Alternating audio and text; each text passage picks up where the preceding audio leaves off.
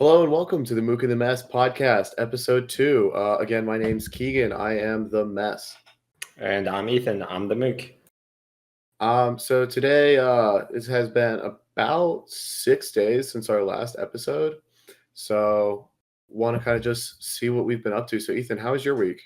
Right. So this was a pretty busy week for me. I'm in graduate school. I did not do as much graduate school work as I was supposed to do. Did a lot of drinking, which was fun, but not productive in the academic sense. So Yeah, here you are. here I am. This is important stuff. This is more important than grad school. Don't let anyone tell you different. Don't let your dreams be dreams. My memes have become my dreams. But yeah, so not as productive as I'd like, but I did enjoy it. Just relaxing. What about you? What you been up to? Yeah, so I mean, we both got together and died this weekend, or last Yes. weekend, I mean. So that wasn't too fun because I did the same. So I'm not in grad school, but I am studying for exams right now. It's a long story, but essentially I'm far behind on where I need to be from a study perspective. Had some fun with friends this weekend or last weekend, which was real cool, but that means this weekend I'm going to try not to have as much fun. Which sounds bad when you say it, but got to work, get that paper, Right. study, get that certificate. And then that was about my week. Did you want to get into what we've been watching at all? Yeah, let's do that. So we want to start kind of just talking about what we've been watching each week because we consume so much media and other entertainment forms that it really takes up more of my time than anything else I do. I think if I think about it, but right. Which, if you asked our professors or our bosses, maybe that wouldn't be the best idea. But oh well, it's okay. Yeah. So I've been watching. I recently actually started a rewatch of JoJo because part 5 is coming out. From the beginning. Yeah, I did. Well, part 1 is 9 episodes. So JoJo's Bizarre Adventure. Well, yeah, but it's better. The whole thing is like 130 episodes or something, right? Yeah, you're actually right on that. But Damn. So Tuesday I was still pretty hungover and I just couldn't get right away to work. So I knocked out all of part 1 in about 2.5 hours. And I really haven't had a whole lot of time to watch things. So I did that. I didn't play any video games or anything. I watched some Disenchantment. So that's Matt Groening's new show. Oh yeah, the Futurama. It's not Futurama, but a lot. It's similar. Futurama 3.0, Simpsons 3.0, Futurama 2.0. Yeah, I really like it. I like all of their stuff. This is something. Maybe we'll talk about that at one point. I want to do a Western animation podcast, maybe, or like as a specific show. But one thing I can't fucking stand about most Western animation is that they make their characters as ugly as sin. And they revel in how ugly their motherfuckers look. Matt Groening is guilty all the way of that. Yeah, him specifically. BoJack looks fine. I disagree with you. I think most characters are drawn to be aesthetically pleasing. Maybe I'm just thinking about him. And like the Simpsons and those cartoons, and Family Guy make ugly characters because you don't see that in Western TV. Yeah, maybe I'm only live and animated. Right. Maybe I'm only thinking about the most prominent ones. But so, shit all over what I like. What have you been watching? So I actually have been rewatching something too. I've been rewatching My Hero Academia with Kyle and his girlfriend. Kyle's my brother. They really enjoy it on the rewatch. I still love it. Deku is my hero. That's so funny that you said that. I spammed my cousin's group chat with a bunch of My Hero gifs. I'm sure they loved it. Just responding to everything, and they were like, well, so my one cousin was saying that she had a dream about a pigeon who was trying to kill her, but the pigeon didn't want to kill her, but he was smiling and being brave for his family. And of course, I was thinking of Nana Shimura. So I sent course, that as picture one with does. a smile to let him know you're okay, and everyone was like, "That's fucking weird, Keegan." So for the rest of it's been 2 days now. That's the only thing I send into that chat. But it got my cousin Patrick to begin watching it last night. Oh, I feel like Patrick would like it. I think he did. I think he hasn't responded to me because he's probably dead. But Yeah, it's okay. No one you responds may to me not either. know my cousin Patrick, although Jinsu and Young Mad Dog do. But if you're listening to this and you don't know my cousin Patrick, if I don't get a response from him, he is either sleeping or dead or both. And it's possible at any time. I'm sure Yeah, the guy's died like 6 times and like a literal death, not just very drunk or hungover. yeah. No need to put disclaimers. Everyone will know all about us. Yeah, I mean, our The lives would world be. will know. The world will dig up this backlog That's of cool. podcasts, and they'll find us out. I would love more than anything to get denied a job because of this. Somebody pulls this out, and I'd be so touched. I'd be like, "You really listened? What'd you think?" And they'd be like, "We're firing you," and I'd be like, "No, but that wasn't." That's all I want. Yeah. One last thing before we move on is there's this one YouTuber I follow. His name is Pause and Select, and he does a lot of like analytical and industry videos on the anime industry and also like specific works. And I guess spoilers for Your Name, in case anyone here was not expecting a spoiler for Your Name, because why would you? But pretty much he was saying that Your Name is an allegory for the March 11th tsunami from 2011, the Oh one my that, god. and how, Yeah. yeah, and how like the citizens rallied together it's pretty much a calling for everyone to stop, to work together to stop a natural disaster from happening. And he compared it to the new Godzilla film and the different takes from that. And I just thought that was absolutely fascinating because It's very insightful. yeah, something it and we'll get to that in this podcast, even though at least I want to talk about a little bit, but just some differences and nuances that you might not pick up on if you're not like ingrained in Japanese culture / are Japanese, like a native from Japan. Just little things like that. Yeah, Someone from a different country might not pick up on the cultural relevance. Ethan, you and I have been well, I mean, I think we both started out as pretty this is a good transition into the movie we picked this week. So if you take the clocks back about 4-ish years, I think neither you or I were really fans of anime. Right. Yeah. I definitely watched a lot as a kid, not realizing it. But See, I didn't even do that. oh man, you're the fucking worst. I know. So I think it's so our movie this week is Perfect Blue. It's an anime, it's a psychological horror, and it is amazing. But Yeah. so like Ethan was saying, there are some cultural differences with it just being a Japanese made film. And so what I'm getting at here is Ethan and I both started out as pretty reluctant anime fans. Now we are fans, so please don't be turned off by the fact that it is anime. I know a lot of people feel that way. Right. But I think a good story is a good story. Yeah, and especially this one. For if anyone out there has like a preconceived notion of what an anime is, I mean, anime is a very diverse medium, but especially this one, I think is very palatable, I guess, like very digestible for any kind of Western audience. Like the director Satoshi Kon, this is his first film, but this one, along with his other works, have actually been like taken as inspiration for a lot of Western works, like Black Swan, Inception. Those are two works off the top of my head that were very clearly inspired by the cinematography and concepts in Satoshi Kon's works. I mean, Satoshi Kon, I mean, he must be a real life genius because he walked on the stage, made his first film ever, and it's like a masterpiece. And he's like, you know what, I'm gonna do better. Yeah.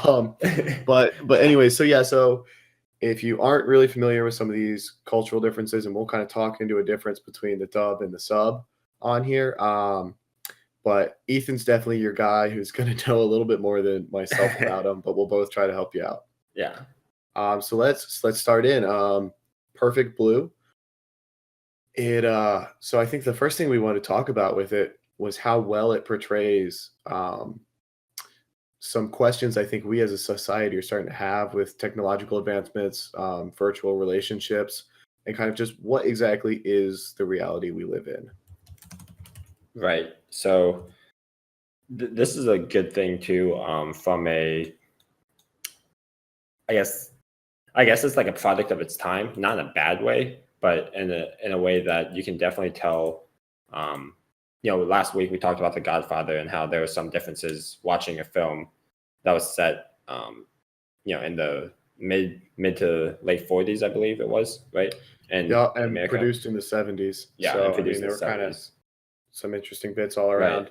But So this, oh yeah, yeah, Perfect Blue was made like it was released in 1997. So and to my knowledge, it's little, set in the present of 1997. yes, yeah, just so a little over 20 years, and it's something that you kind of miss along the way when you're rewatching older films and media. But and one of the central plot points is when the main character is checking a web page, and she doesn't even know how to use a computer because computers aren't commonplace. Um, Yeah, like and it's a very new concept. the main character, Mima, she was familiar with computers as a concept, but Yeah, yeah. As I was guess as unfamiliar with double clicking an icon. right, like And that how to was work the internet, I guess. mhm. How do you make the internet go to the website? Yeah.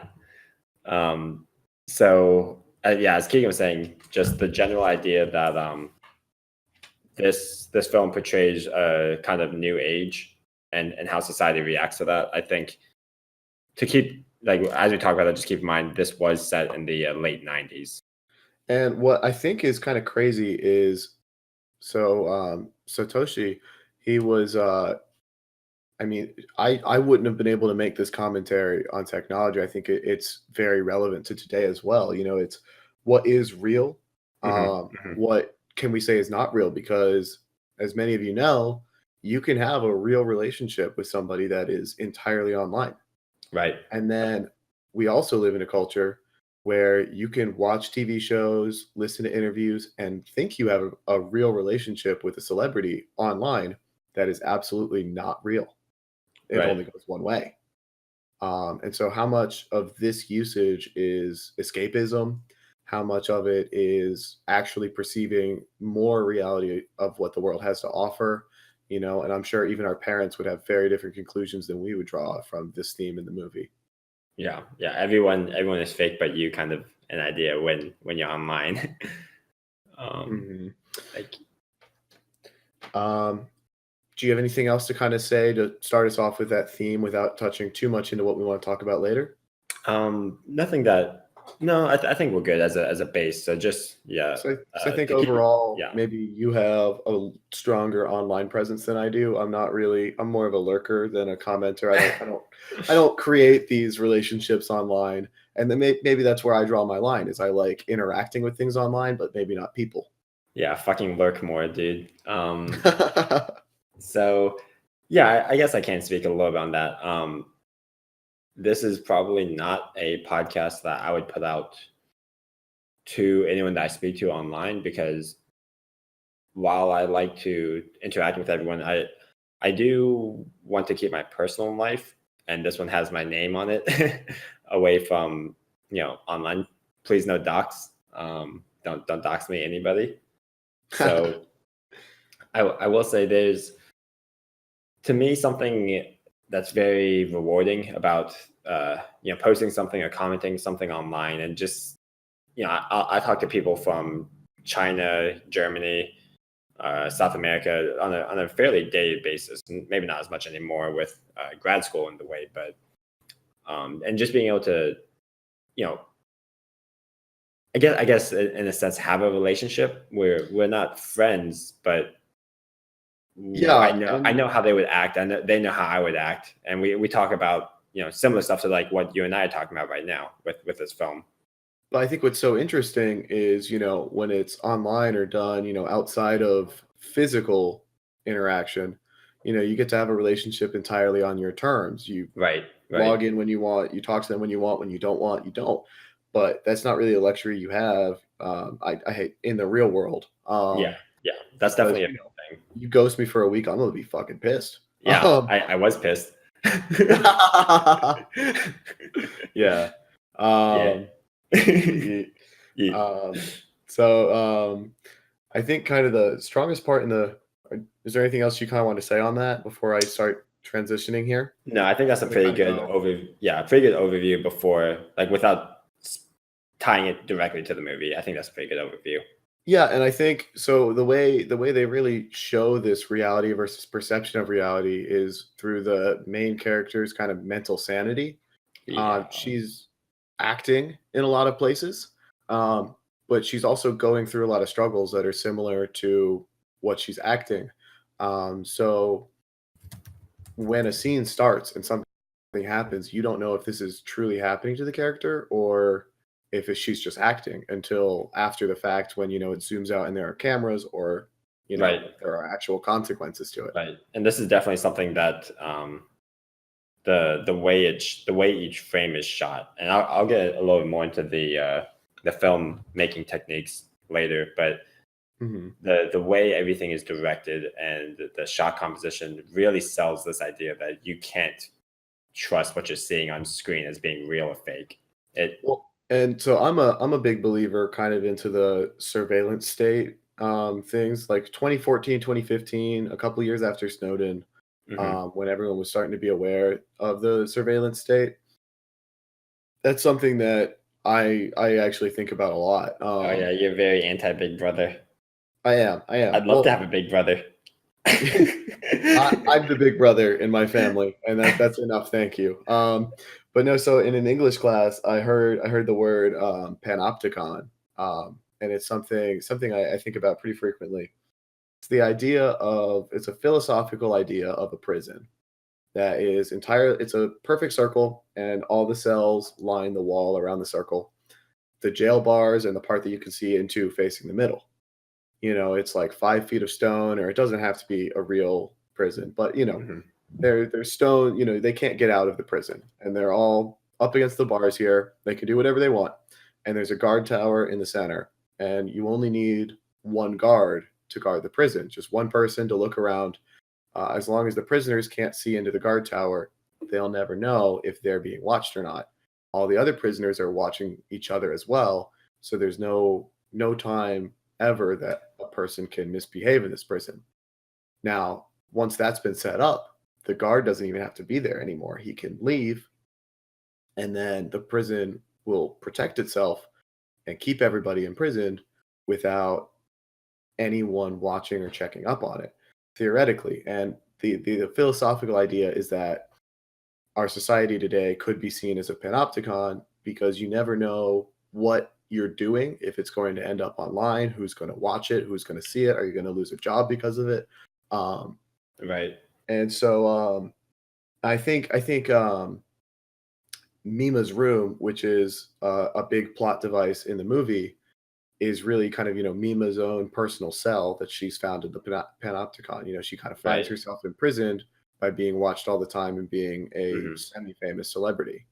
Yeah, and there's definitely this was an interesting plot point too, because especially on a first watch, sometimes, like, for some people, I'm sure even on a second watch, you Mhm. you might not realize where the film is going. So at the start of it, I really thought this was gonna be a purely stalker Big Brother film. I really did. I thought this was going to be a clear cut. Girl is famous. Girl has a stalker. Stalker does something horrible to her. Mhm. And then she just has to second guess her, like, every one of her actions, because she's not sure who's watching. And while that is a part, that's really just the start of this descent into insanity that she has to go through. Well, and there's a scene, and we're going to be talking about Mima's room, all this stuff later. So if it doesn't make sense quite yet, it will, I promise. But there's a scene in the movie that really, I think, the main character Mima finally realized she was trapped. Um, so she sees this website. It's called Mima's Room. It's a website about her life, Mhm. but she's not the one who creates it and posts on it. So she sees a post saying, I got off the train on my left foot today, Oh but my God. usually I Yeah. get off on Yeah. my right foot and everything went wrong. I had a really bad day.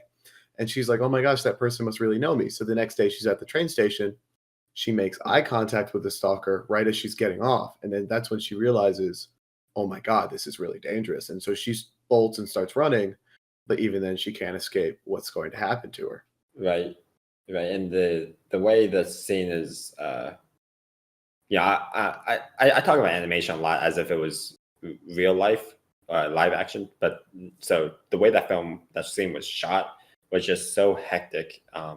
Like it was a very close up image of Mima, and then it just tracked her through the train station as she ran out, and you had this like very claustrophobic sense of I can't get out, right? Like I am running, but there's nowhere to run to.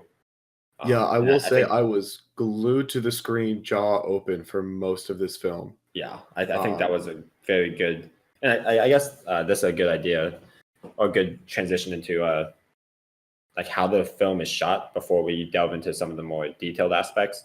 yeah, let's talk about that a little Um, bit. so I I have only seen this film and then a 1 minute short from Satoshi Kon. I from the praise I've heard about him, I have a feeling that this is pretty indicative of his overall style. And I really, really like it. There's a lot of quick cuts to between scenes, a lot of juxtaposition. We talked about this. Could you give Uh, some examples of those quick cuts? right. So one, which is probably my favorite, Mima is doing a risque photo shoot, and then Yeah, this is like softcore porn photo shoot. yeah, Um, yeah. yeah, so So so I hate to say it, this film does have some nudity in it. yeah, It's definitely not the part of the film that's graphic. yeah. But don't watch it with your parents. Right. Be my advice. You And can. after this, I guess we can talk about some of the Japanese culture before we get into the characters. 'Cause I think that'll help understand some of this. But to go back to the filmmaking, yeah. So a lot of it, like we talked about last week on The Godfather, this film employs a lot of the juxtaposition between cuts. Like last week it was the Don and his family doing And they use business. the transition scene, Yeah. the fade into another scene for Mhm. almost every cut. Right. Um, And then this one, I'd say Con uses he does fade in sometimes, but a lot of it is more like almost jarring cuts because the scenes don't match up at all, and it's used in a way to show that these are two opposite ends of life. There's the I'm sorry, go ahead. oh, yeah, I was gonna say there's what really brought it to me the most is when Mima is acting in Double Bind, the show that Mhm. she's on, and she messes up her line, and then she wakes up at home, goes back to sleep, has a bad dream, wakes up back on the set with back into the same moment. Right. Then she's back in her house visiting with her friend and manager Rumi, Yeah. who was there yesterday that she had no idea about. Right. And the viewer thinks it's all just supposed to be happening. It's all just one day, but this is a week going by, maybe. Yeah. Um, It's very the and as the film progresses, the cut to shots get progressively shorter each I'm time. not And even sure we're even seeing the same characters or the same perspective, even though the same characters are on screen. yeah, and keep in mind, we both watched the film twice. It's Within the very span of difficult to 24 hours. understand. Within the Yeah. span of 24 hours. Yeah. So, the scene cuts make up a big portion of why it's so hard to understand because you can't really tell what perspective you're looking at sometimes. Well, that's what's so scary about it is that you're not sure where you are. You have Right. the viewer has this feeling of being lost almost in the film Hmm. while the main character it's not an unreliable narrator because there is no narrator, but it's Yeah. an unreliable cameraman. Right. You, Right. you're not sure if what you're seeing is reality or reality in the show or just another character's Right. reality. One thing to go off of that too is that this is a pretty cool symbolic measure is that a lot of times mirrors would be used to separate reality and I love the imagination. mirrors. And yeah, it got to a point where you couldn't actually tell if which side of the mirror is real. Yeah, like the mirrored side sometimes became real, at least to Mima, to the main character. Like, and sometimes the mirror side was just her psyche commenting on the situation. Yeah, there's one. It's after the radio show, after Chamland. Mhm. So this is the first prolonged hallucination that Mima has, and she sees. I'll refer to her as Idol Mima from now on. She sees Okay. Idol Mima running out of. Whoa. Just heads up for everybody. I live right next to an airport. I guess a plane took off there today. Yeah, you might have heard that. Possibly. You absolutely heard that. We are okay. And that's when I heard the bombs drop. Oh, shut up. You do that every time. We wouldn't hear them. We have headphones on. So anyways, she's in this radio station about to talk to two friends. And then while she's there, she sees... Hey, just a heads up. You're cutting out a little bit again. Okay. I'll let you know if we miss anything. Okay. But she sees... it's the first prolonged hallucination of the film, really. And then during it, at one point, there's a mirror image of her looking at hallucination, and then that becomes real. Even though prior to that point, every mirror image was a clear hallucination. So you really don't know. Because she never said anything on the radio show. No. Afterwards, so at the she falls down the stairs, and then she's looking at Idol Mima, right in the mirror, and then she runs, and then the camera stays on there, looking through the mirror as they run away. Yep, you're correct. Yep. Yeah, and it's like, one can argue whether or not she was chasing anybody, but the fact is that she ran out of the room one way or another, right? Assuming that Mima is... This is all an assumption that Mima is not completely insane. She's definitely losing it, but she kind of still knows what's real and what isn't. Yeah. So did you I have like that mirror technique a lot. I'm sorry. Yeah. Do you have any more comments, just kind of on the film or drawing tricks here? I really loved the soundtrack. I think the sound effects were used fantastically. Expertly. I mean, every you would not believe this was a first-time attempt at a film. Right. Yeah. I mean, every act of violence, the music would cut out just so you could hear the stabs or the punches. The glass shattering was always done well. There's this one, I don't even know how to describe it, but the crazy soundtrack that goes... Yeah, sounds a little like that. It's very like trancy, broken almost. Like kind of a like witch, almost like not witchy. Not witchy. Like it feels like hallucinating. It feels like a hallucinogen. Like it sounds like you're hallucinating, honestly. Yeah, it does. Like when I hear that, I feel like I am going crazy. Kind of the thing you expect when you see like a movie hallucination and they're falling into it, except more prolonged and a little slower, a little creepier. Yeah. But yeah, so I really love that. Other than that, nothing that I would be able to say without having to show clips to back up what I'm saying. So I think that was good. Overall, really just loved his directing style. Yeah, and so the first time I watched it, I actually could only find a stream of the English dub because I missed the day it came back into theaters. I was actually really upset about that. Yeah, you suck. So I watched it and I was working. Excuse me. But so I watched it in English first, and then I watched the original Japanese audio with subtitles. And so I'll just go ahead and say I prefer subtitles because 9 times out of 10 the voice actors are better and more skillful in the native language it's being filmed, and then the other translations are kind of done half-assedly. Yeah. Some Yeah. some anime have great English dubs. If they do, I will always choose it in English. But I don't trust it. I like to hear the emotion in the voice rather than my native language. And if it's a bad English dub, you don't get both. Right. Um, Yeah. but it was pretty word for word. There were a couple times when they would say things differently, like when Mima graduated from being a pop idol to an actress, they use the word graduated in Japanese. In English, they say she's leaving our group and she's going to try to be an actress. And there's just Mhm.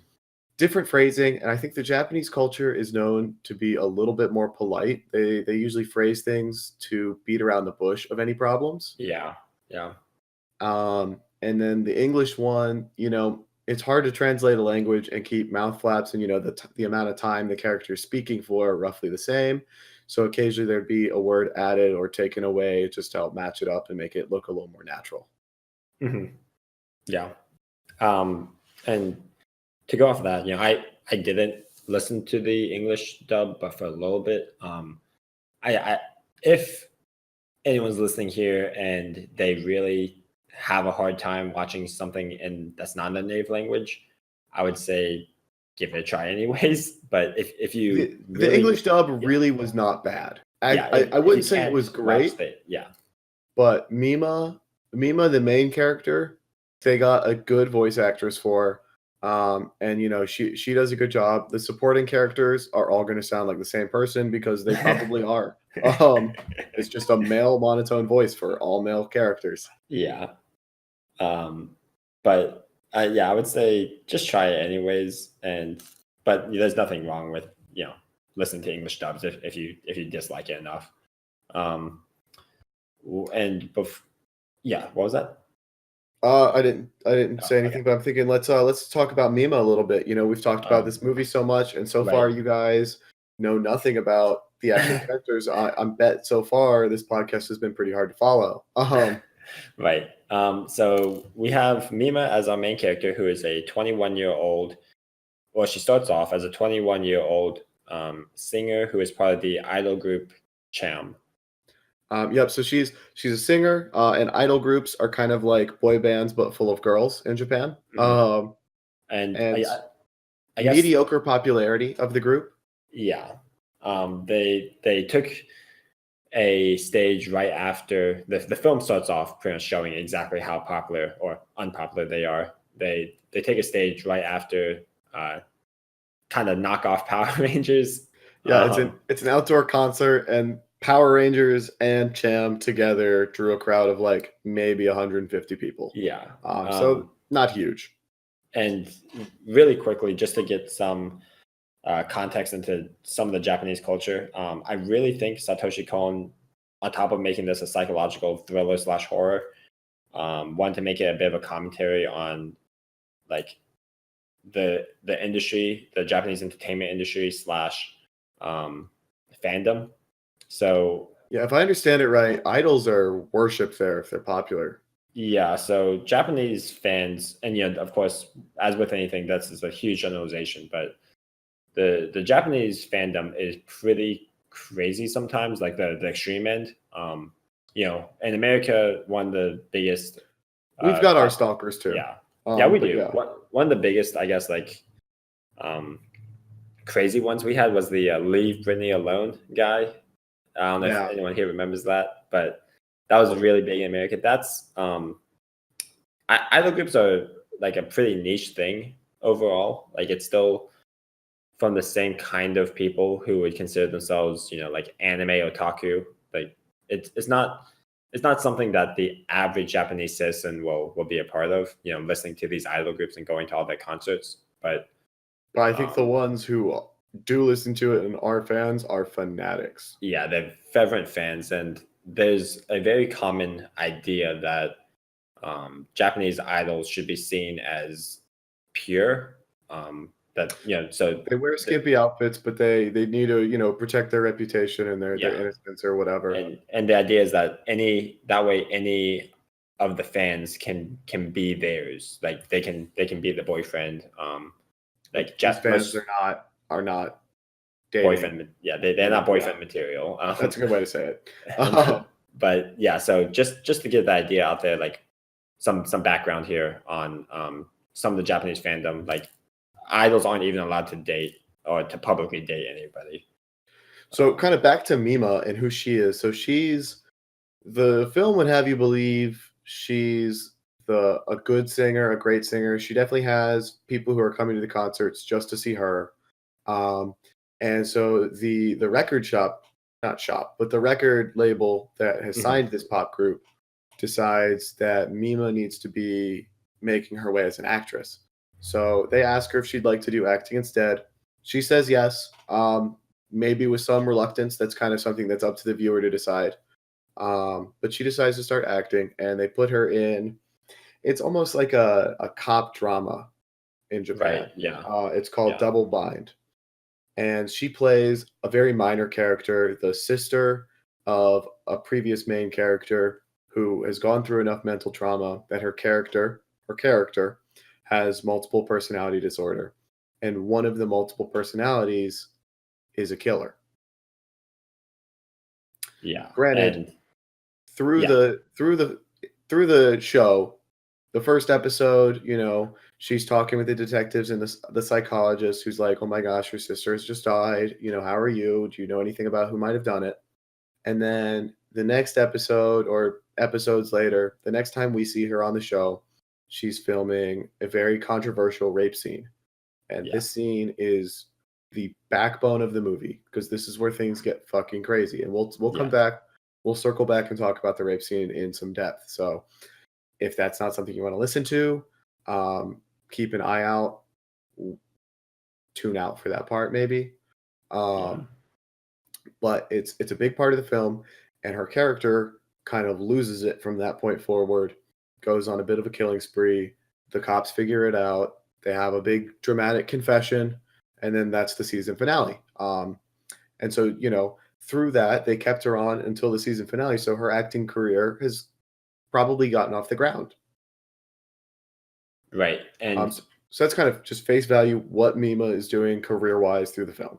Yeah. And her as a person, she starts off the film, I don't want to say dead end, but they're definitely not going anywhere.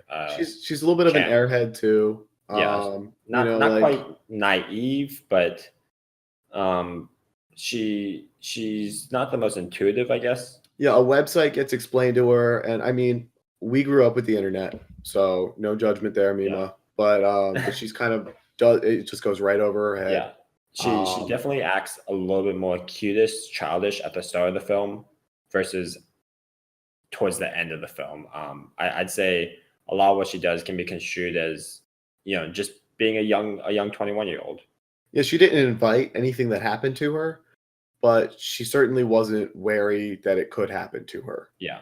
And a lot of it too, a lot of things that happened to her, like the stalking, there's a letter bomb, a fax machine, a fax letter that has the words traitor sprawled over it. A lot of this, by letter bomb, he means an envelope for her that has a bomb in it and explodes, not like a bunch of letters. Oh yeah. You said that, and I was like, when did she get a letter bomb? But I remember. Yeah. And a lot of this, to her credit, the people who she's supposed to trust, the people around her, brush it off as well. But she is not proactive in taking it seriously, without realizing how deeply it's affecting her mental state. She kind of realizes she's got to do something to get out of that situation. Yeah. A few bad omens too late. Yeah. Right. Is there anything else we want to say about Mima's character? She's lovable. She's definitely the one you're rooting for through the whole film. Yeah, she's as it goes on, you can definitely say that she's a fighter. She's got that survival instinct. She once shit starts hitting the fan, she's not gonna let it. She's not a passive female lead who's gonna let the bad things happen to her. Right. I'd say up until the rape scene, which I consider the turning point of the film. I agree with you. I actually wrote that down as well. Up until there, I'd say that she is a pretty stereotypical young woman. and most everything she does. After that, I'd say her character really shines. So we can start talking about that once her mind starts unraveling. Yeah, so we mentioned it a little bit, but Double Bind, the show within a show. Um, let's talk about that into some depth.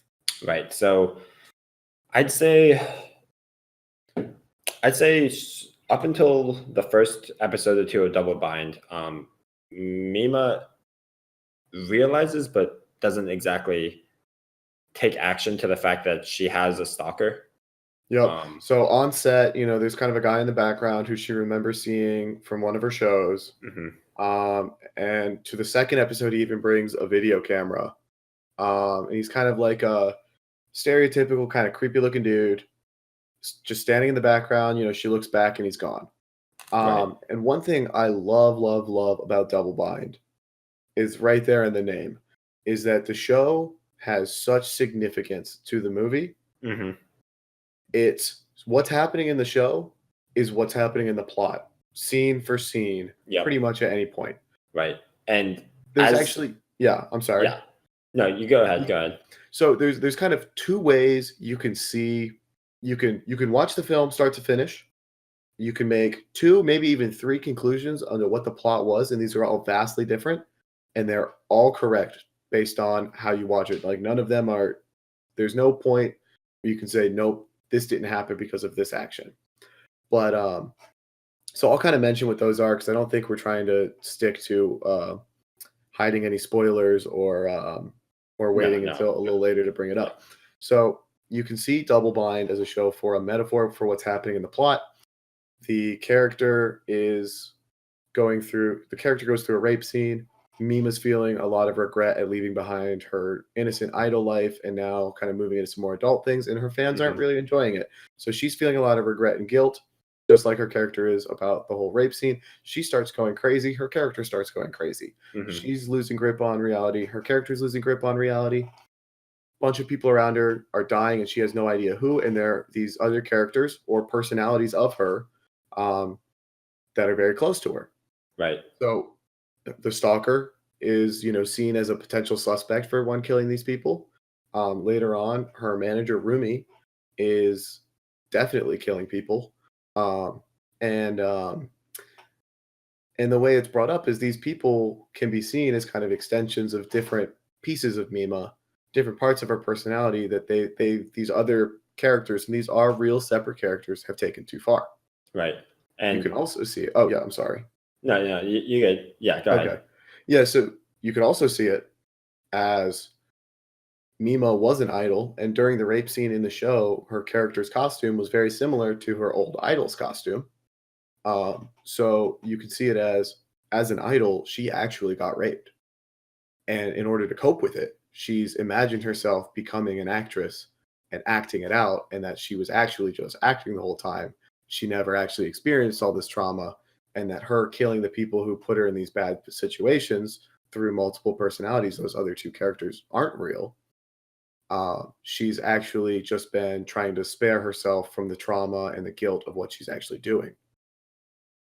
Right. And I think, usually when people say stuff like, well, it was all a dream theories or anything like that, and even stuff like this where something that's going on inside the creative work mirroring the creative work itself. Usually I think it's overdone, or maybe like it's so obvious that it kind of like hits you over the head with it, right?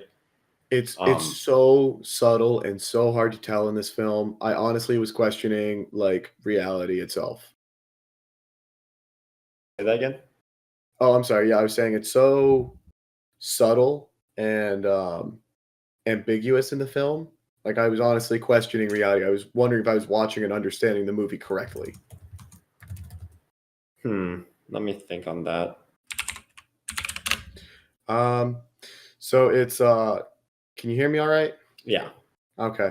Yeah, I'm just saying like it's just very subtly done the way they have these two conflicting ideas, And at the very end, when the psychologist character in the show explains that her character was experiencing multiple personalities because of the rape trauma, Hmm. you could take that as a flat-faced explanation for what's happened to the whole movie. Right. I think what makes this film so good in the way it does this, double metaphor with the show is that the audience is like with Mima the whole time as she slowly loses her mind, and the the fact that Mima could just be projecting her life onto the show or vice versa, it's hard to tell. It just seems so plausible as an explanation to what's going on, because we don't have any idea what's going on for most of the film. And honestly, if you ask me, I don't even think we're following Mima sometimes. I think Oh sometimes yeah, we're seeing Rumi imagining herself as Mima. I think I Um, think I think you're right. Yeah, a little bit of a spoiler there. Rumi, her manager, who is a former idol, envies Mima's life, doesn't want her to become an actress, and isn't approving of some of the risque scenes she's doing. So she starts trying to steal her place, trying to become Mima, and hmm, incite her audience of fans looking for this innocent one to go take care of the imposter, which is her, right. the real Mima. And looking back, I've argued with some people who think that this is a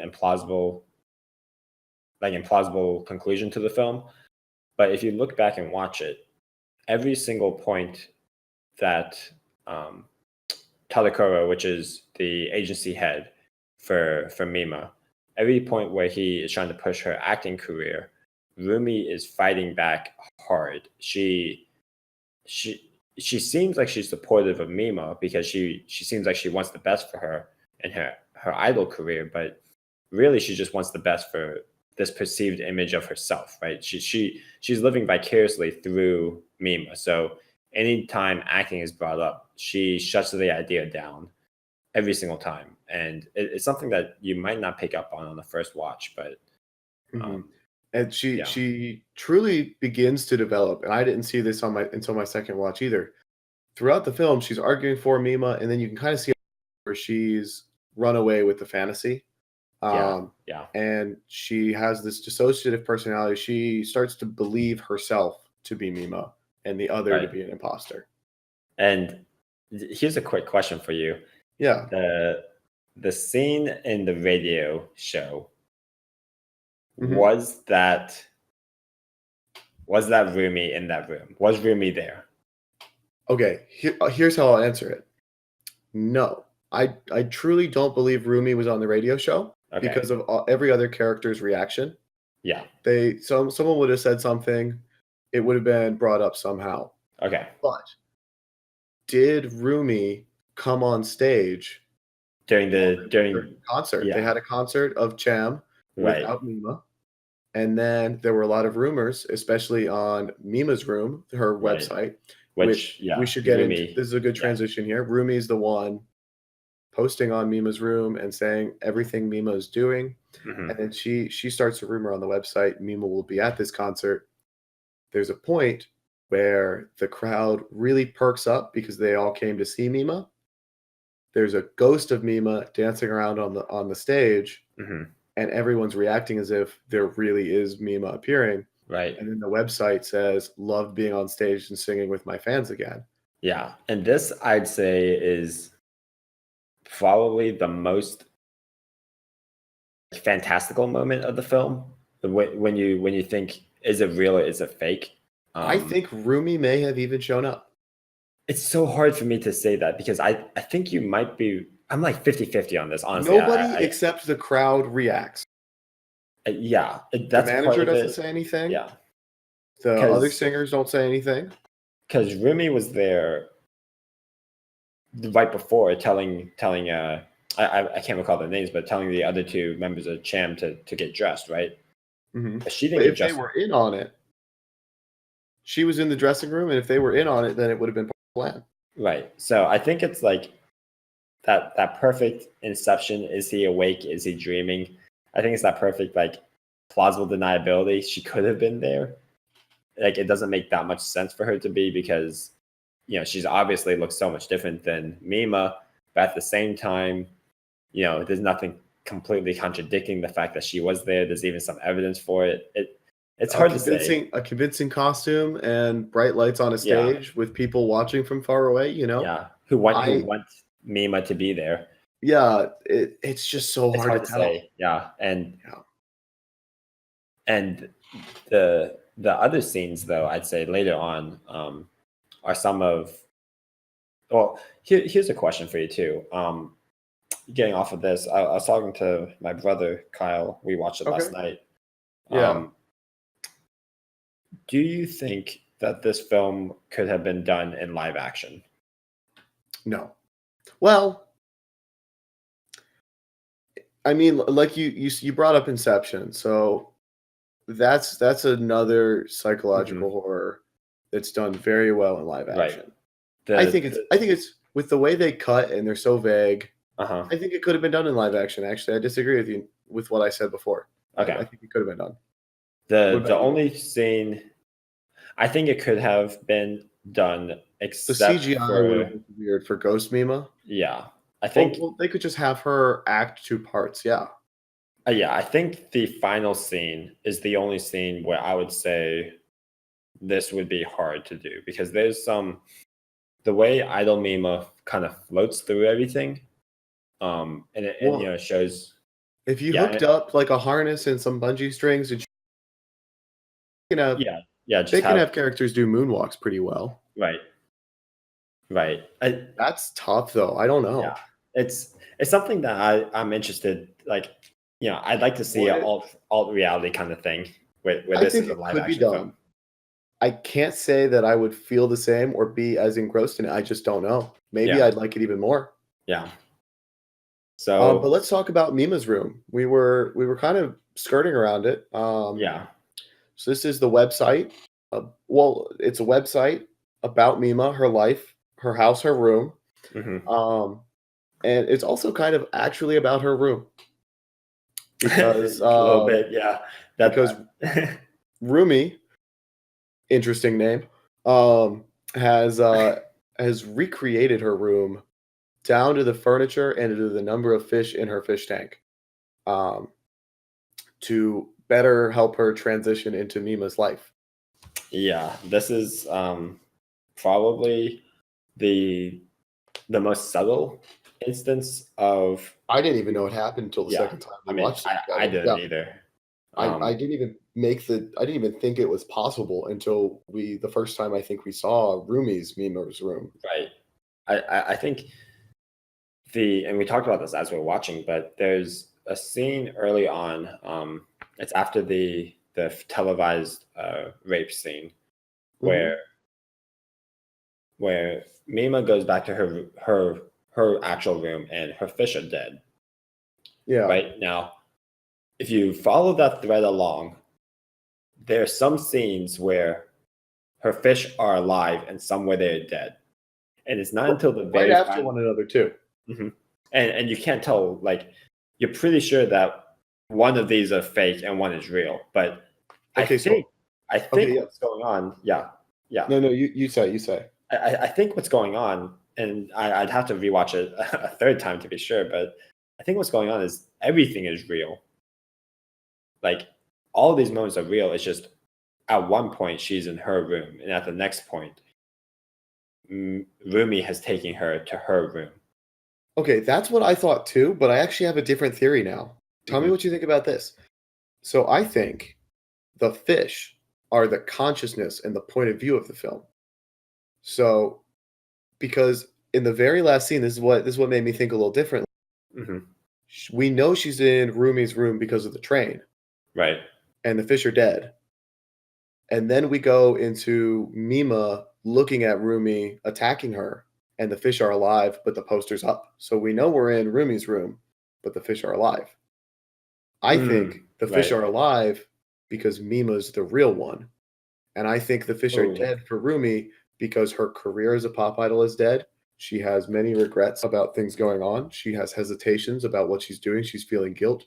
Basically, it's the mental state of the person whose consciousness we're looking through. Damn, that's good. That might be better. Yeah, I'm gonna at some point in the next few months, I will rewatch this film. When I was Googling through to try to figure out what the fuck just happened when I first Uh-huh. finished it, it Uh-huh. mentioned something about the fish being point of view switching. Right. I didn't really believe that though. I thought the same thing you did about the up until the very last scene. Like everything So being reality. Yeah. it's still ambiguous. Yeah. This is something that we pretty much have to watch just for that and break down the scenes to tell for sure. But yeah, if we're talking about Mima's room, we should also talk about Idol Mima, the ghost or the apparition that Mima's seeing throughout the film, kind of embodies her own regrets about changing careers into acting. Right. So I think after the rape scene, post rape scene, if we see Idol Mima, it's Rumi or Rumi trying to steal her life, some evidence in Mima's head that something's wrong. Right. So And I think pre rape scene, it's kind of Mima's emotional state and some guilt about changing over. So this is an interesting thing. I made sure to track when the hallucination started. Okay. And there's actually only one hallucination before the rape scene. Oh, I didn't know that. Like, if you discount whether Mimania is actually there or not, there's only one Idol Mima scene. And that's on the train right after she agrees to. And then she says, "I'd absolutely refuse to do it." And I think, this is an interesting one because, you take at face value, which there's no reason you shouldn't at this point in your first viewing. It's Mima saying, "Yeah, of course I don't want to do this," right? And like from her idol personality, like how she would have answered this, a month, 2 months ago. But going into the fact that Idol Mima usually represents Rumi, it's almost like, this is Rumi saying, I'd absolutely refuse to do it. And Mima just doesn't realize. Rumi is the one. Oh, I'm sorry. Yeah. Yeah. Maybe Rumi is the one on the train. Yeah. She's because we're seeing Mima's face. Mima is the one on the train if you're just viewing it and looking face value. But I'm thinking Rumi's the one on the train. She's seeing herself in Mima.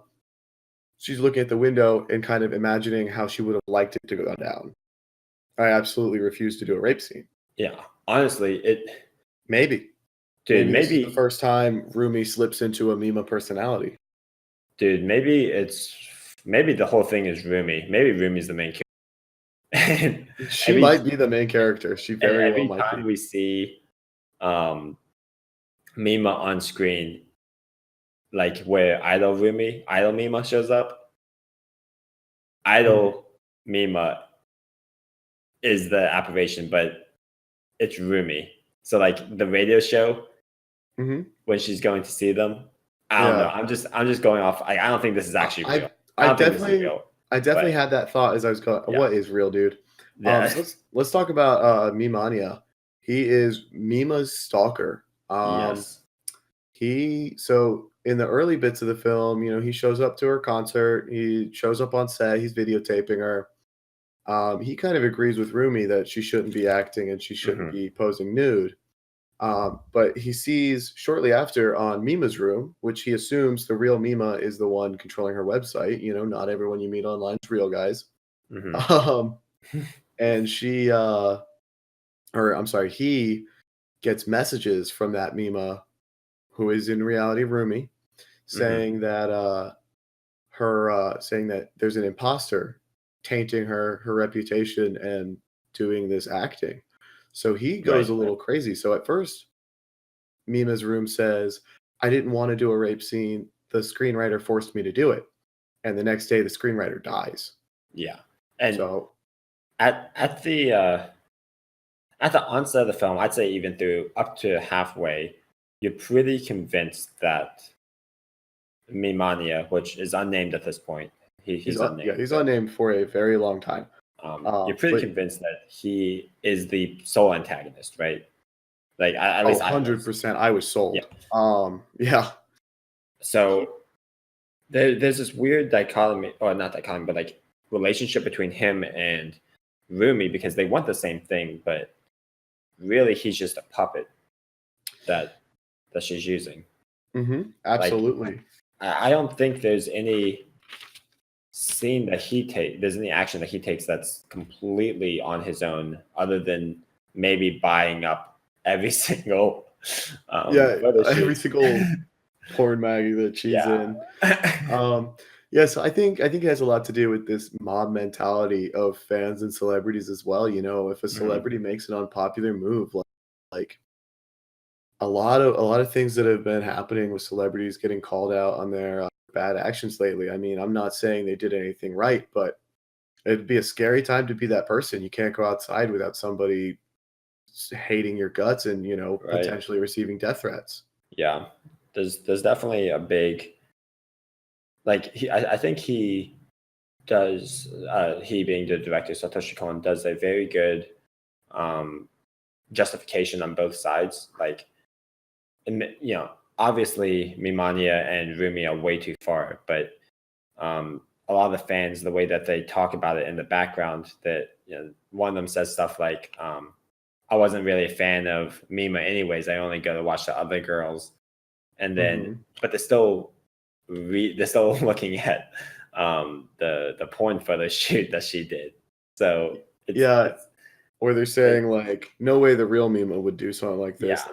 That's crazy. So they're trash talking the celebrity, but still consuming everything they're putting out. And I think that's Satoshi did a great job on that, because I mean that's what we do. I will shit talk so many celebrities.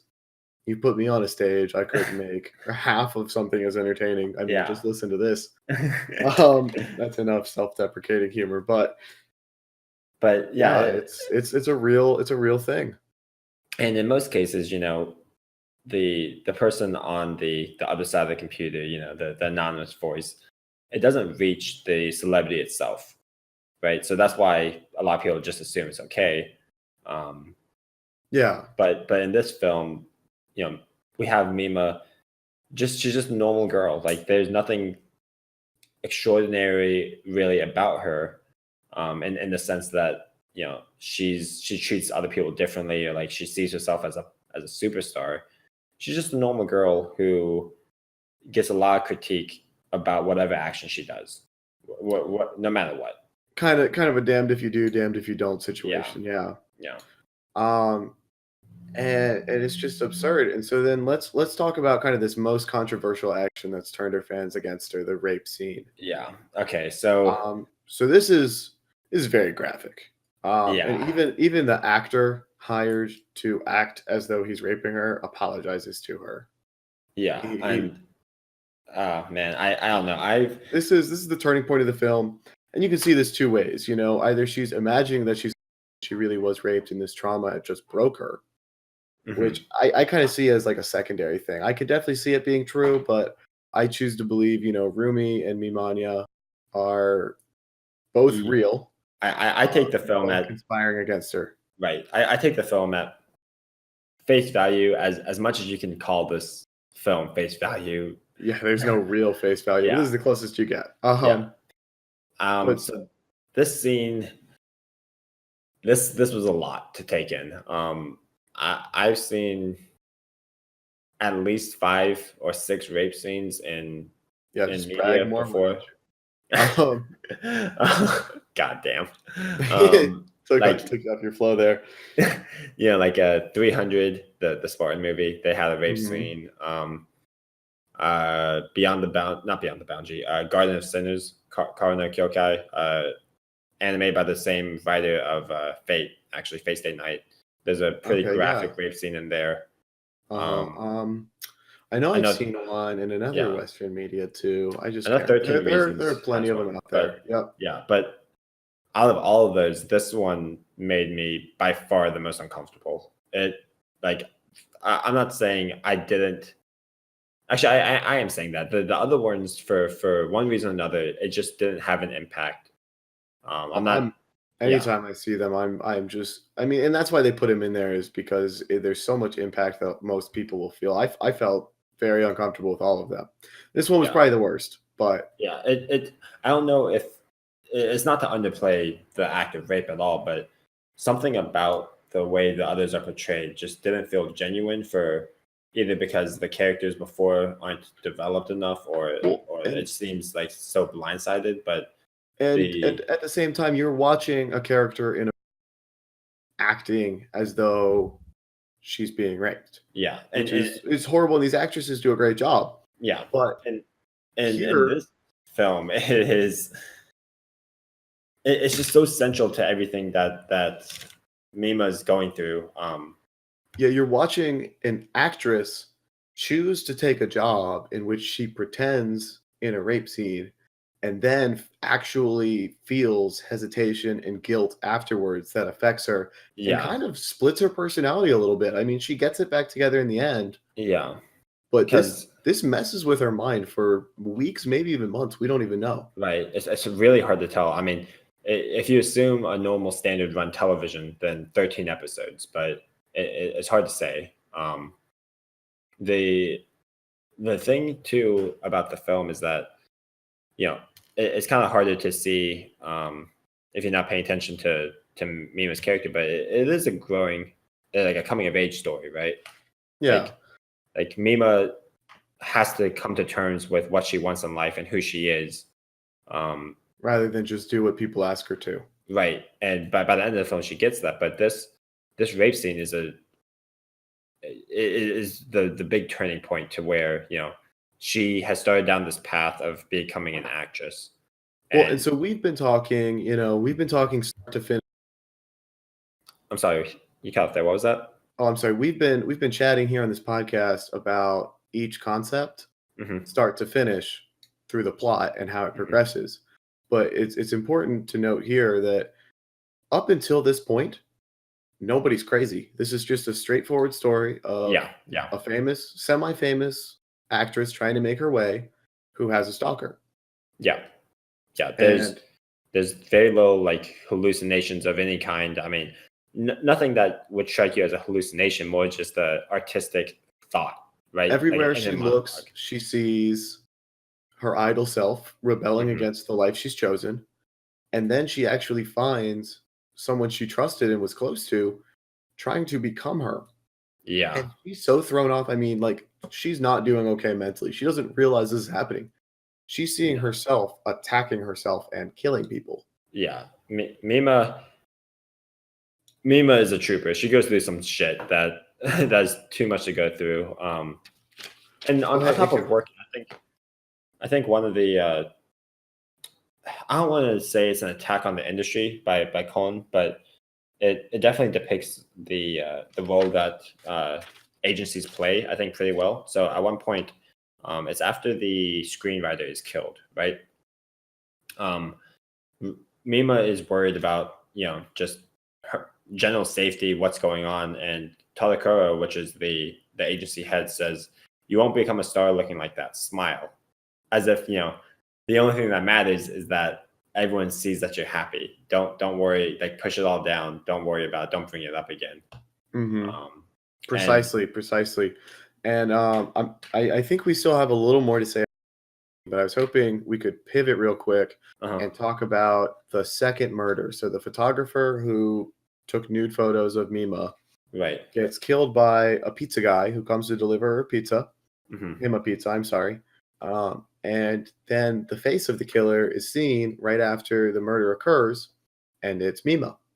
Yeah, and Uh, this is where most viewers, I at mean, least, reality has just hit the fan at this point. It's shredded and all over the place at this point.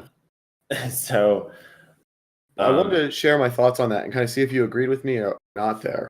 go ahead. Well, okay, so prior to this, Mima has met with Rumi at her house or at her apartment 2 days in a row. She's so swept up in her own thoughts, she doesn't even realize she's seen her 2 days in a row. She thinks it's been weeks between. Yeah, yeah, And this is that sequence of scenes I was kind of talking about earlier with the cutting. She's on set, she forgot her line. She's asleep. She has a bad dream of being killed. She's right, meeting with Rumi. She's back on set, and they're like, "Did you forget your line a second yeah, time? It's only been a minute." right, Um, so, like, we honestly didn't even think it's a 2 day period. But what happened, what I noticed my second time through that I never saw, maybe I should have seen this the first time, but I had no idea until the second time here. So she visits the website Mima's room at some point during that sequence. Mm-hmm. And Mima of Mima's room, so Rumi, Mm-hmm. posts a picture of herself shopping With the in Harajuku, yeah, she has the at bag. Harajuku. Yeah. And she goes, Mhm. "Oh, I guess I went shopping this week. I didn't even realize." And Right. then after Mima, I'm putting quotes around that, but you can't Mhm. see my fingers, kills the photographer, the Harajuku bag of bloody clothes shows up in her closet. Right.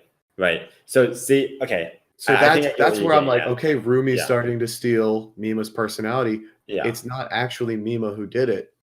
Rumi just sees herself with Mima's face because she saw her face kind of in a mirror, kind of on a screen with Mima behind it, but Yeah. also just direct face to the camera, and it was Right. Mima's.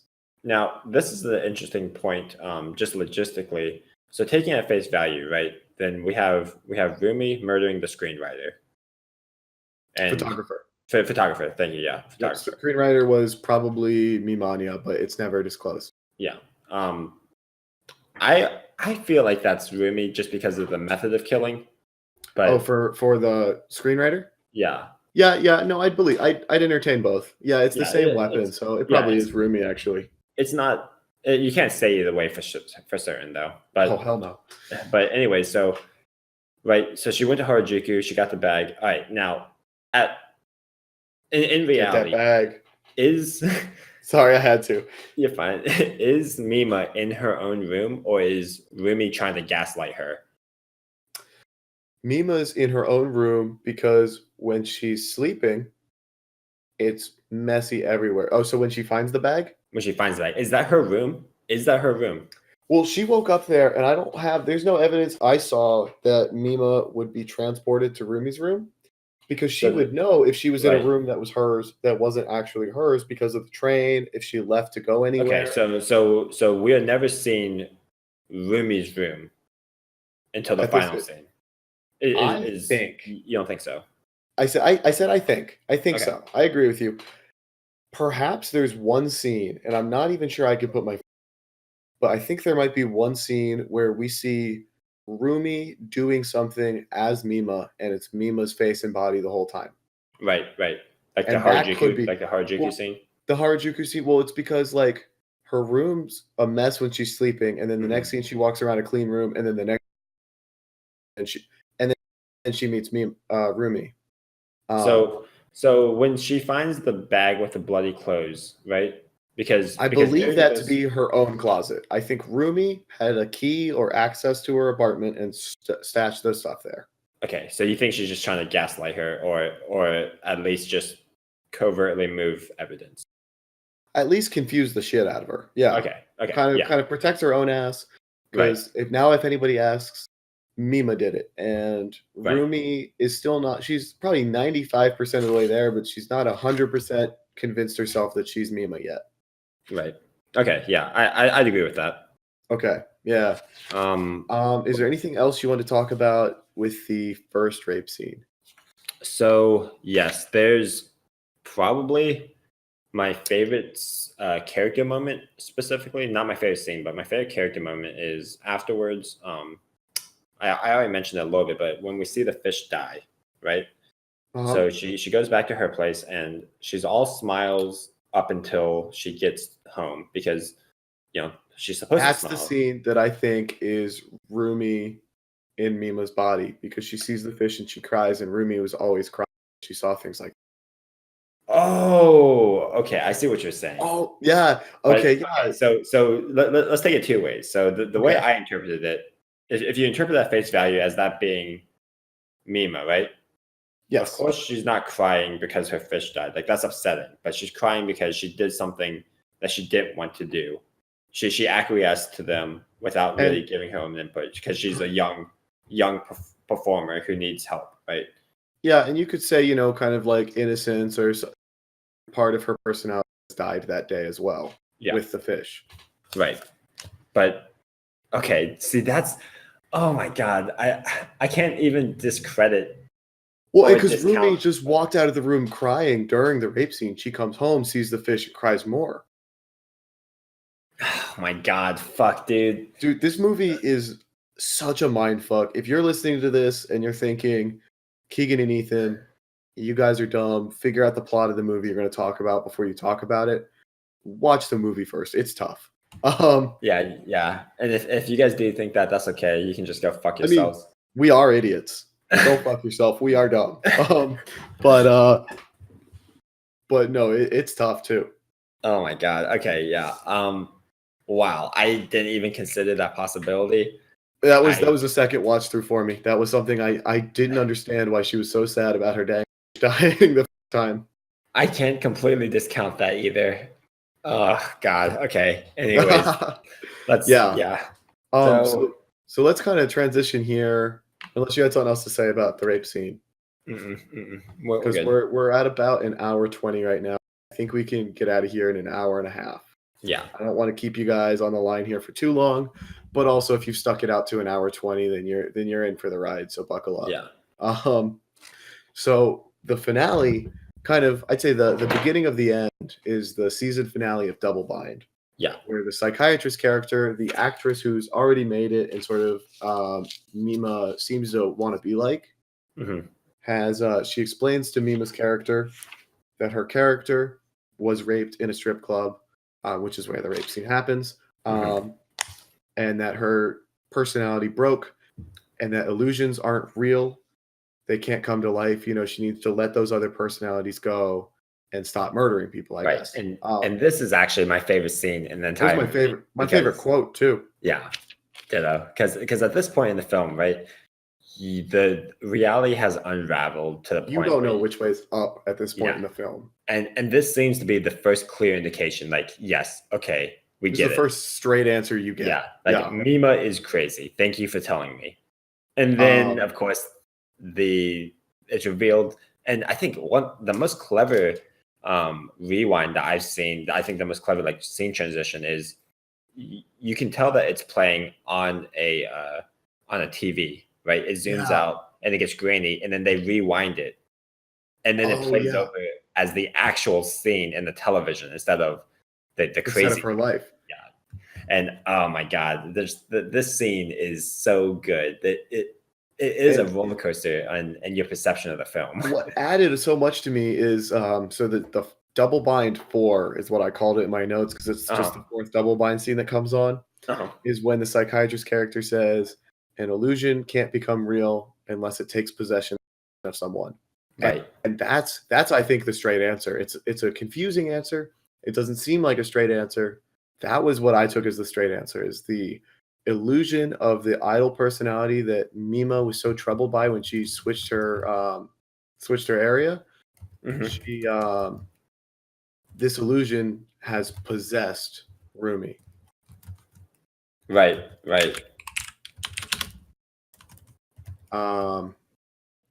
And then it just really drives it home with that fifth Double Bind scene that tells you like it is, but doesn't really tell you like it is. To quote a smart Jedi here, it's a straight answer. It doesn't seem like a straight answer, but it is. And this is something we've both run into on our. This is just kind of a callback to our CPA studying. It's not fun, and you will hear about accounting things from us. Sorry, not sorry. But yeah, so from this Double Blind season finale, at the after party, Mimania breaks in, and instead of trying to like kill anybody or do something you think he would, he's like, you know what? I'm gonna rape Mima. Yeah, and this is when, you know, if you didn't pick up on the fish or the fact that Rumi has been kind of undermining Mima's acting career so far, which, you know, kind of hard to pick up on without knowing the full story. This, I would say, is the first indication that Rumi is actually the antagonist, because Rumi's making moves. she sends and you see her kind of orchestrate this via email with Mima. Yeah. And she sends Mima to go get changed, and this is when this actual rape scene happens. Okay, can I ask you a question? This is one thing I never understood. So Mimania's attacking her. Mima throws things at him, even hits him in the head with a hammer as hard as he can to obviously stop being raped. Mm-hmm. He never moves or reacts to being hit. Is he really there? Is he real in this scene? Because we see him, get his punishment and be killed by Rumi later. He's clearly was a person that was killed. Was he real? Okay, so this film is gonna fuck me up. Yeah, good luck sleeping for the next week. So the way I took it, right? I took it at face value, just because that's the easiest for me. She hits him with a hammer. He doesn't even move, and then 5 seconds later, he gets up and walks away, and kind of falls over. So here's the thing: the way the scene plays out. This is one way you could support the "he's not real ever" idea, is because, like, obviously the scene plays out in the same stage where Mima, as an actor who is she plays a girl named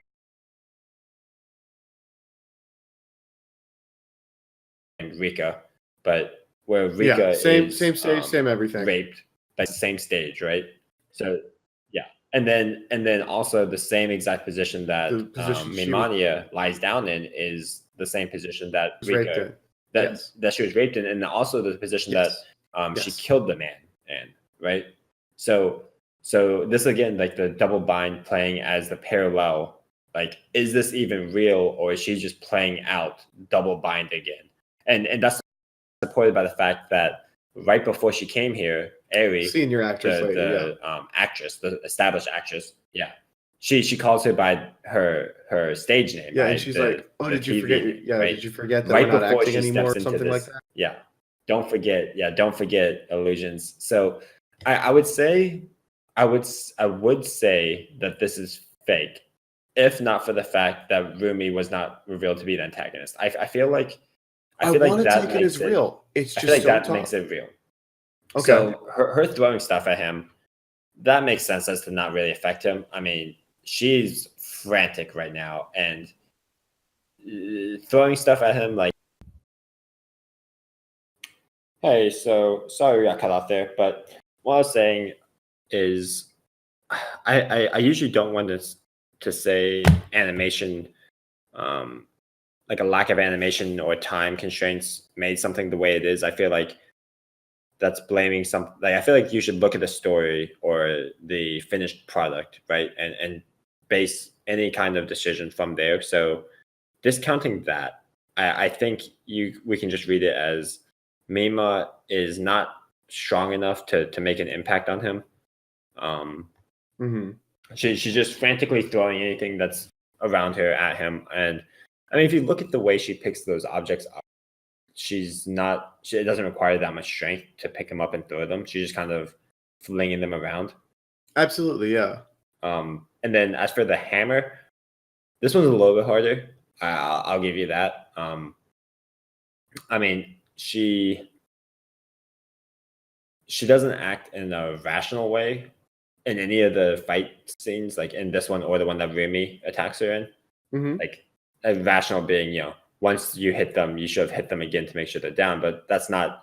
It's an understandable position. It's a realistic way of reacting. Yeah, there's kind of a lot going on. Yeah, she just wants to get out of there. So yeah, when she hits him and he falls down, I took it as if he got concussed, right, or like severe internal head damage. But okay, the hammer I took like that, and then him not flinching before, it just adds to the vagueness of it. Okay, gotcha. It's so hard to comprehend. Gotcha. Now, honestly, I want to say that while this happened, right? So he's lying there. When Mima goes back with Rumi and he's not there, Rumi has already killed him. Yes. Yeah, because that's the only time that could possibly That's the only happen. time she could have. Yeah. And he went out of line and tried to rape Mima. Yeah. Just take away from her innocence. Yeah. So he got the punishment that Rumi decided he deserved. Right. And then Tadakuro at that point wanted he got her another role. He got Mima another role, but it was in a video film with some sketchy parts. So Yup, and he lets Rumi know because she's still Mima's manager. yeah, but of course Rumi doesn't want that, so she offs him too. Yep, and their bodies are kind of in the same pile. Yeah. So then we get to the finale. So she mentions to someone's like, "Oh my God, Rumi knocked out, or was because Rumi kind of got to a safe place and then sort of passed out after this rape attack. So Mima passes out. So Rumi, kind of being the friend and trusted figure that everyone still thinks she is, says, "Don't worry, I'll take Mima back to Mima's room," and she specifically names it. She takes it back to her recreation of Mima's room. Yeah, this was this was a lot to take in. And this is actually, I guess, where I would buy into your fish theory more than mine, because in this exact scene, the same scene, the fish are dead and alive. Yes. Right, one right after another, despite the fact that they're definitely in the same room. So yeah, I buy more into your fish being from the not perspective, but like the idea of one of them represents Rumi, the other one represents Mima. Absolutely. Yeah. So this finale is probably the only point after the rape, the televised rape scene, where I was okay with myself. Like I felt like I started to get everything. Everything came together to me on the first watch. I started connecting so many dots, and on the second watch, it was made even more clear. But the way the reveal is done, this is one where, again, this kind of spurred on the live action discussion. Like, could this have been done in live action? I think it could have. I think you're right. Just the use of mirrors showcasing a different person. But Rumi finally loses it and she starts attacking Mima, but Mima sees it as her past self is attacking her for her actions, right? Totally agree with you there. The one scene that I think where animation absolutely shines here is at one point Rumi stabs Mima, and then Mima manages to get her hands around Rumi, right? And at this point, fake Mima transitions into Rumi. And it's a very subtle transition where the proportions just change because of the way it's drawn. And it looks so crazy. Like it's actually insane. Like, it goes from psychological thriller to straight thriller in the last scene. Yeah. Where it all comes together and that she's being attacked, all that. Right. I think this final scene, the fact that Rumi is dressed up in the idol costume says a lot about her character, and the fact that she has been living vicariously through Mima, like I said before, but also that's all she wants to do. Like in her, quote unquote free time, she's going around just like this. Like she has a wig on to be like Mima. And then this is also a very good, I think, fitting end to Mima's character, because, without getting into the details of the chase and fight scene itself, which was very well done and had a lot of tension to it, I don't think there's much we can say just from an audio perspective here. It was incredible. The way it was done, it's idol Mima chasing after Mima, and in the mirrors, Rumi's really running with a knife at her. And it's just if you just watched that scene, you wouldn't have taken any of the journey of the film, but you would have known just about everything that happened. Right. And then it's just so tension filled. I mean, because there's no indication at all up to this point that this is going to end happily. There really isn't. Like, no.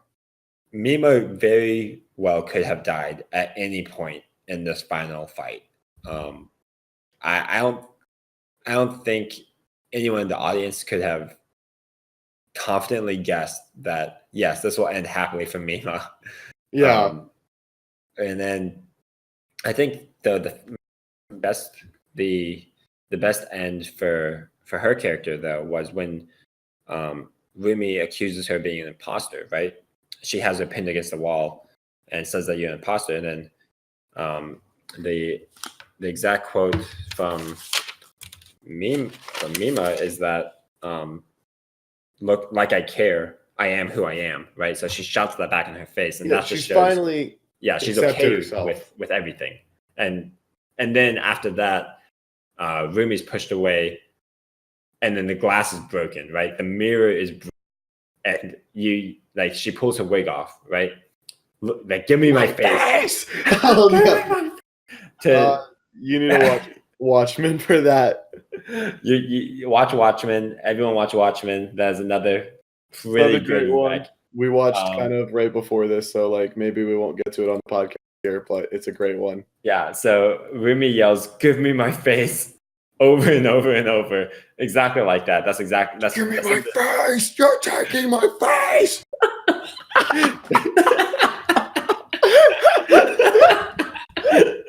So word for word, that is in the Japanese dub too. She yells that in English.